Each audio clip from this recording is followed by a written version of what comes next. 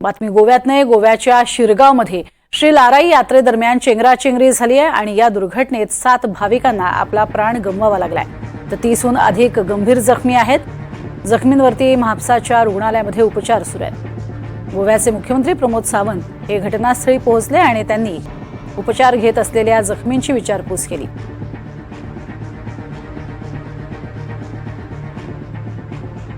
जो इंसिडेंट हुआ है उसकी इंक्वायरी करने के लिए एसपी नॉर्थ और कलेक्टर बोथ उसकी एक्चुअल इंक्वायरी कर रहे हैं.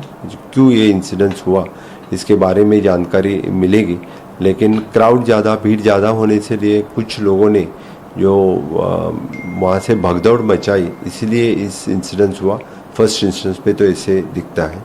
मैं इस दुखद घटना जो गोवा में पहली बार इस तरह की दुखद घटना हुई, इसलिए सरकार के 3 दिन के कार्यक्रम हम रद्द कर रहे हैं. मैं जिनके घर डेथ हुई है उनके प्रति संवेदना व्यक्त करता हूँ. आणि या संदर्भात ट्विट करण्यात आलेलं आहे पंतप्रधान नरेंद्र मोदींकडून. चेंगराचेंगरीत झालेल्या जीवितहानीबद्दल दुःख झालं. ज्यांनी आपल्या प्रियजनांना गमावलं त्यांच्याबद्दल संवेदना, असं पंतप्रधान नरेंद्र मोदींनी म्हटलंय. जखमी लवकर बरे व्हावेत अशी प्रार्थना करतो असे त्यांनी म्हटलंय. स्थानिक प्रशासन पीडितांना मदत करत आहे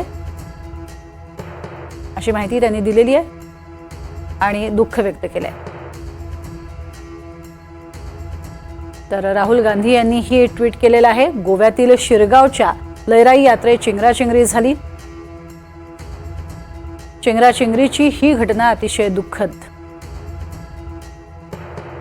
सर्व शोकग्रस्त कुटुंबांना मनापासून संवेदना व्यक्त करतो असं राहुल गांधींनी म्हटलंय.